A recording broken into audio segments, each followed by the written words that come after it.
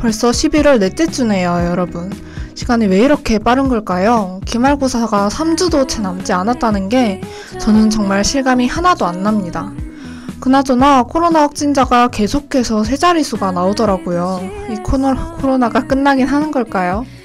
요즘에도 괜히 목 아프거나 기침 나오면 나 코로나인가 싶어서 헉 하는 거, 저만 그런 거 아니죠?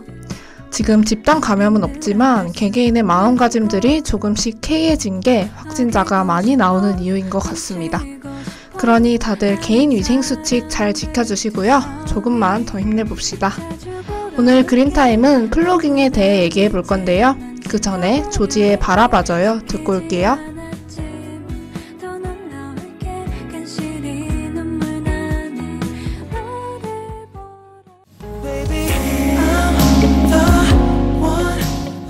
앞서 말했듯이 오늘 함께 얘기해볼 주제는 플로깅인데요.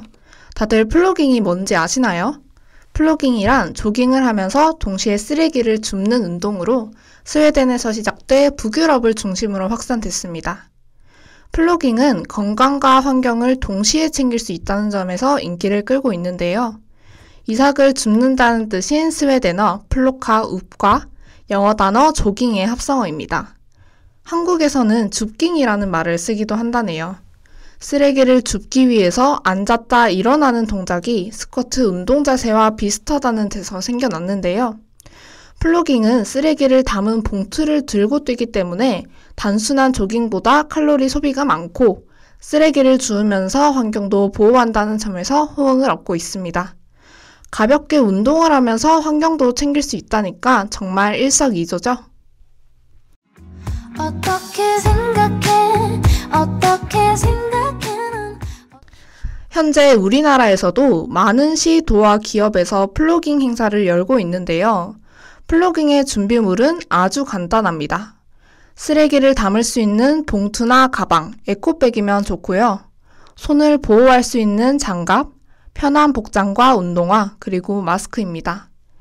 플로깅에서 가장 중요한 건 쓰레기를 만들지 않는 것인데요. 쓰레기를 주울 때 일회용 비닐봉지나 비닐장갑을 사용하고 버린다면 플로깅이 의미가 없잖아요. 비닐봉지는 땅속에서 분해될 때까지 약 500년이 걸린다는 거 다들 아시죠? 그래서 플로깅을 한다면 꼭 종량제 봉투나 재활용 가능한 에코백을 사용해 줄 것. 또 플로깅을 하고 난 뒤 꼼꼼히 종류별로 분리수거를 해서 버려야 합니다. 생각보다 쉽죠? 플로깅은 산, 바다, 강, 공원, 길거리 어디서든 할 수 있는데요. 자전거를 타고 다니면서 쓰레기를 줍는 자전거 플로깅, 수영하면서 바닷속 쓰레기를 줍는 스윙픽, 바닷가의 쓰레기를 줍는 비치코밍 등 다양한 활동들이 있으니까 여러분들이 좋아하는 스포츠를 하면서 쓰레기도 주워보면 좋을 것 같네요.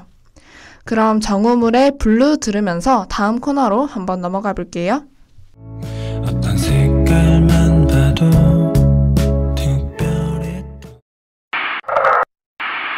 여기는 2000년, 응답하라 2020.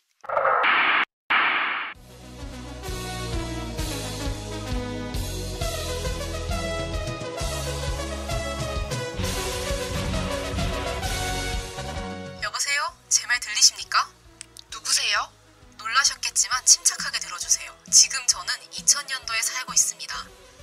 저는 2020년에는 사람들이 어떻게 살아가고 있는지 궁금합니다.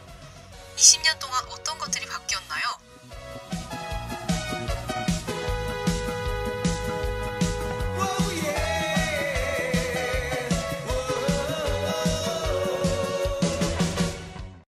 경남시군은 2011년부터 음식물 쓰레기 종량제 제도를 실시했어요.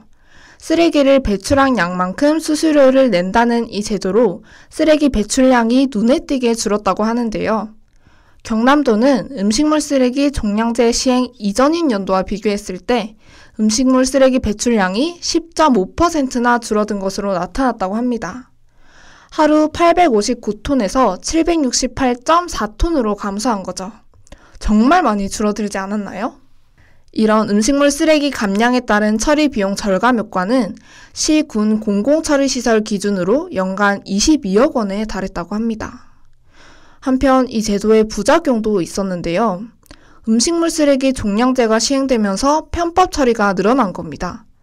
특히 무선인식 음식물 쓰레기 종량제 시스템이 만들어지면서 변기 등의 음식물을 흘려보내서 하수관이 막히는 일도 많이 발생했다고 해요. 정말 인식의 차이인 것 같아요. 얼마나 환경에 경각심이 없었으면 종량제 봉투 그거 얼마 한다고 그걸 사기 싫다고 변기에 버렸을까요? 그러니까 우리라도 열심히 음식물 쓰레기를 줄여봐야겠어요. 적정량의 음식만 조리하고 음식물 쓰레기는 물기를 뺀 후에 배출하는 거 다들 잊지 마세요. 나를 보면서 모여 어디든 자유롭게 날아요.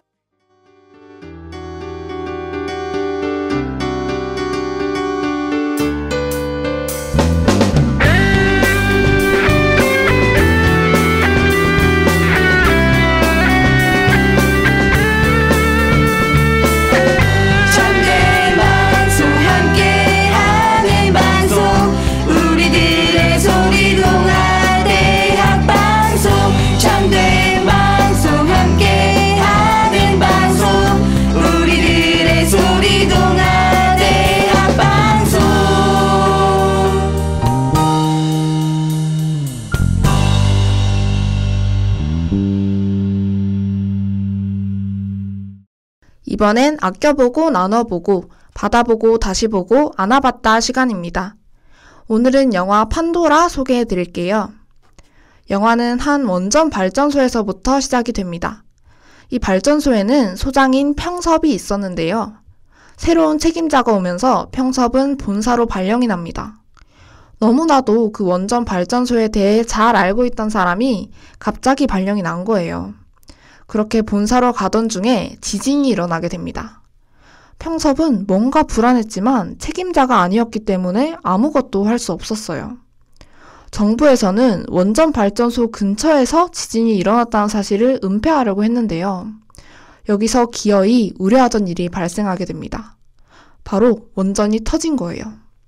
또 다른 주인공인 재혁은 이 발전소에서 일하던 사람이었는데요. 재혁은 아는 사람들이 원전 안에 있었기 때문에 그 사람들을 구하고자 합니다. 그렇게 방사능 유출의 공포는 점차 극에 달하고 심지어 발전소 안에는 아직 더 위험한 게 남아 있었는데요. 바로 2차 폭발이었습니다.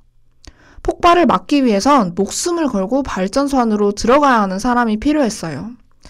그런데 사실 자기 목숨을 내걸고 그런 곳을 들어간다는 게 쉽지는 않잖아요. 그때 재혁과 그의 동료들은 2차 폭발을 막기 위해서 목숨 건 사투를 시작합니다. 과연 뒷이야기는 어떻게 될까요? 영화에서 확인 부탁드릴게요. 대신 너에게 부탁할게 우리 아름답던 판도라는 지난 2012년 450만 관객을 동원한 깜짝 흥행작 영가시의 박정호 감독이 다시 한번 시도한 재난 영화입니다.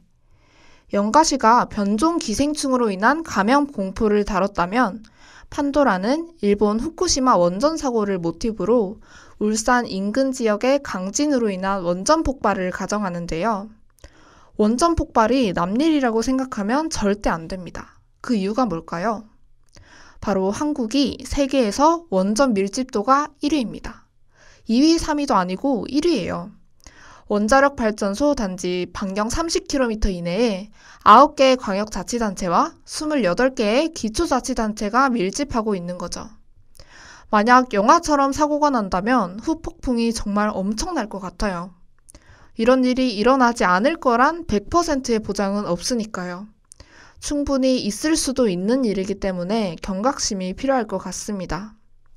영화 속 내용도 또 예전에 일본에서 일어났던 후쿠시마 원전 사고도 모두 자연재해인 지진으로 일어난 일이잖아요. 환경이 오염될수록 알 수 없는 자연재해들이 일어나고 있는 거 다들 아시죠? 다시 한번 경각심을 가지고 미리미리 대비해보는 게 좋겠네요.